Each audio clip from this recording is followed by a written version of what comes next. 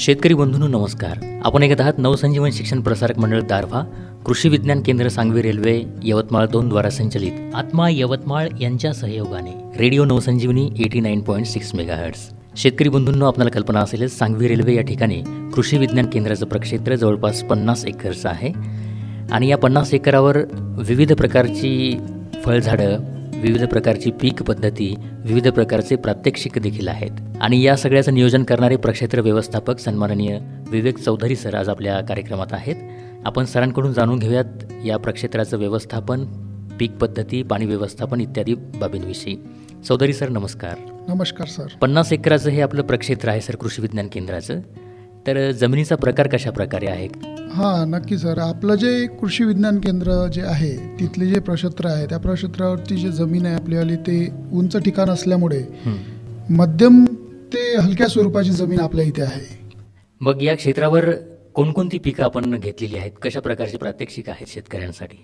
आपल्या शेतकऱ्यांसाठी आपल्या प्रक्षेत्रावरती वाण संग्रहालय सोयाबीनचं, नंतर तुरीचं वाण संग्रहालय, भाजीपाला पिकांचे सुद्धा वाण संग्रहालय, नंतर पपईचा प्लॉट, नंतर कॉटनचा HDPS पद्धतीनं लागवड केलेला प्लॉट. अच्छा.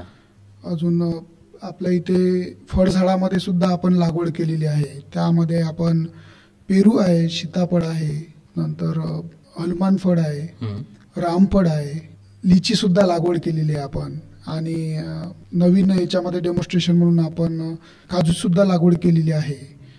आत्ताच यावर्षी आपण 2 नवीन पिकं फळबागामध्ये वाढवलेले आहे. त्यामध्ये आपण वॉटर ॲपल एक नावाचं पीक आहे ते सुद्धा आपण लागवड केलेलं आहे आणि करवंदाची सुद्धा डेमॉन्स्ट्रेशन म्हणून आपण इथे लागवड केलेली आहे. त्यामध्ये लिंबूची सुद्धा आपण इथं वेगवेगळ्या व्हरायटीची लागवड केलेली आहे. त्यामध्ये NRC 7 असेल, NRC 8 असेल, साई सरबती असेल, PDKV लाईम असेल, अशा पद्धतीनं आपण इथे लागवड केलेलं आहे. अच्छा, म्हणजे आपल्या भागात येणारी पारंपरिक पिकं आहेत, फळबागा आहेत, पण या व्यतिरिक्त कोकणामधला काजू असेल किंवा खास करून हिमाचलमधला लिची किंवा वॉटर ॲपल यासारखे फळ आपल्याकडे घेण्यात येत नव्हते, ते देखील आपण इथे केलेलं आहे. परंतु या सगळ्यांसाठी पाणी महत्त्वाचं आहे. तर पाणी नियोजन आपण कशा प्रकारे केलं आहे?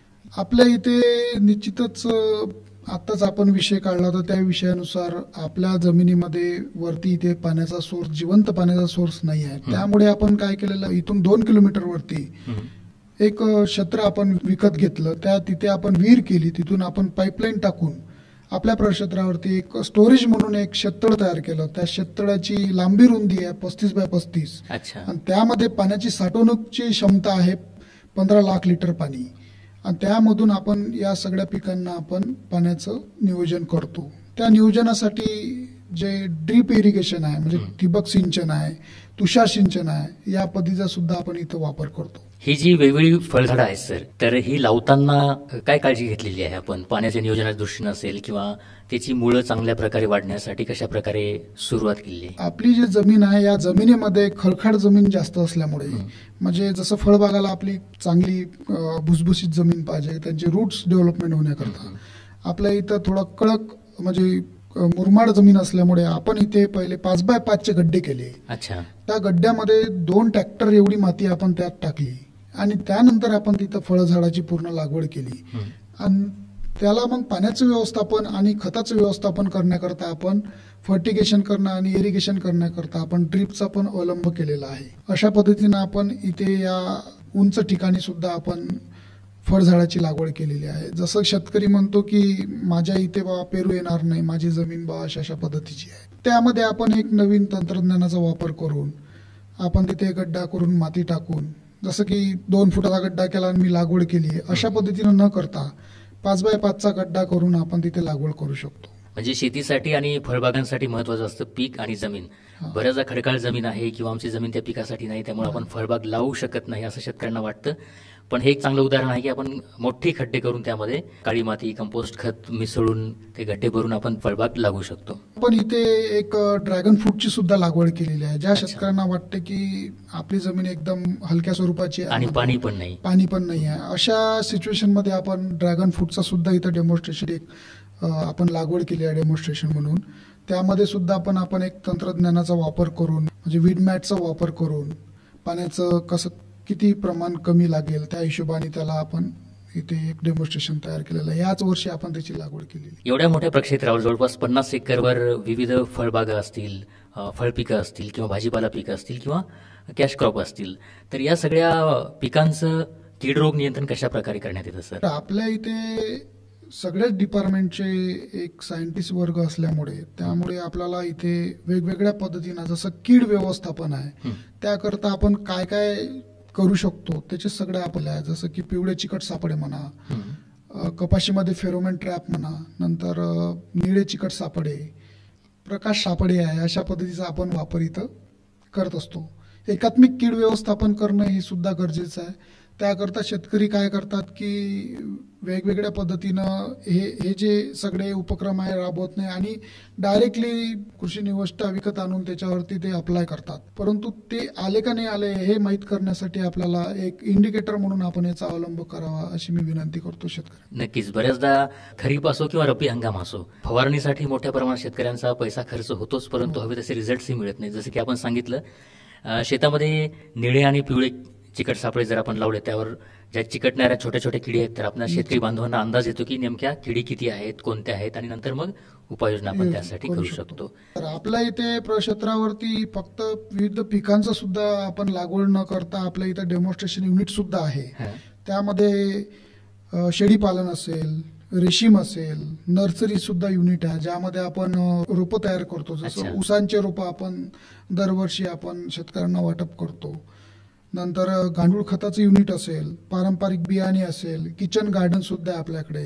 म्हणजे शेतकरी बांधवांना इथे पाहण्यासाठी वेगवेगळे प्लॉट तर आहेत, परंतु शेतीवरच अवलंबून न राहता बाकी शेतकऱ्यांनी शेतीला जोड व्यवसाय करून आपला स्वतःचा विकास केलेला आहे. त्याच अनुषंगानं जसं तुम्ही सांगितलं की ते शेळी पालनाचं एक चांगलं आणि सदृढ असणाऱ्या शेळ्यांचं युनिट आहे. शेतीला अजून एक महत्वाचा जोडधंदा म्हणजे नवीन शेतकरी ज्यामध्ये अजून आलेले नाहीत, असं सेरिकल्चर, ज्याला रेशीम शेती म्हणतो आपण, दर महिन्याला हमखास उत्पन्न देणारं आणि कमी खर्चामध्ये असणारं देखील एक उत्पन्न आहे. आणि अजून आपण सांगितलं की ड्रॅगन फ्रूट सारखं ज्यांची जमीन अतिशय हलक्या प्रतीची आहे आणि पाण्याची उपलब्धता नाही, तर अशा शेतकरी बांधवांना सध्या आपण बघतो की पेपरमध्ये ड्रॅगन फ्रूटमधून चांगलं उत्पन्न घेणारे देखील शेतकरी आहेत की ज्यांची जमीन अतिशय माळरानाची होती. अशा प्रकारे त्यांनी तिथे केलेलं आहे. सर, कोणकोणते युनिट आपल्या केव्हीकेच्या प्रक्षेत्रावर आहेत? आपल्या प्रक्षेत्रावरती शेळी पालन युनिट आहे, रेशीम युनिट आहे, नर्सरी युनिट आहे, नंतर गांडूळ खत युनिट आहे, पारंपरिक बियाण्याचं सुद्धा आपण एक युनिट आपल्या इथे तयार केलेलं आहे. जे की बरेचसे लोकांना हे माहीत नसते, शेतकऱ्यांना माहीत नसते की आता नवीन जे शेतकरी आपल्या इथे आलेले आहेत त्यांना धामणी ज्वारी जर म्हटलं आपण तर त्यांना कळत नाही म्हणजे कसं असतं बियाणं. हे आता कालांतरानं हे होत चाललेलं आहे. तर त्यासाठी सुद्धा आपल्या इथं पारंपरिक बियाण्याचं सुद्धा आपण इथं संगोपन केलेलं आहे. नक्कीच सर. आता दिवसेंदिवस लोकसंख्या वाढली, त्याच्यामुळे हायब्रिड बियाणं करणं देखील क्रमप्राप्त होतं आणि ते गरजेचं होतं. पण जे पारंपरिक धान्य असतील, भाजीपाला असतील, त्याची चव आणि त्याचा शरीरासाठी चांगल्या प्रकारे उपयोग हा खूप महत्वाचा आहे. आणि कोरोना काळामध्ये आपण बघितलं की स्वतःची इम्युनिटी वाढवणं, स्वतःचं शरीर चांगल्या प्रकारे ठेवणं किती महत्वाचं आहे. आणि त्याच अनुषंगानं सीड बँक देखील हा एक चांगला उपक्रम आहे, ज्या माध्यमातून आपण पारंपरिक देशी बियाणं जी असतील त्याचं संगोपन करून त्याचा आपण स्वतःच्या परिवारासाठी देखील चांगल्या प्रकारे आहारात समावेश करून आरोग्य चांगलं ठेवू शकतो. सर, वेगवेगळ्या हंगामामध्ये आपण वेगवेगळ्या पिकांविषयी माहिती घेणार आहोतच. आज आपण सध्या प्रक्षेत्रावर असणारी जी काही पीक पद्धती असेल, पाणी नियोजन असेल आणि वेगवेगळे युनिट्स असतील त्याविषयी विस्तृत अशी माहिती दिली.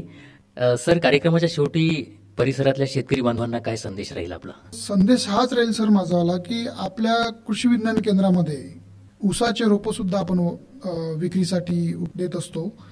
नंतर तुरीचे बियाणे सुद्धा विक्रीसाठी उपलब्ध असते आपल्याकडे.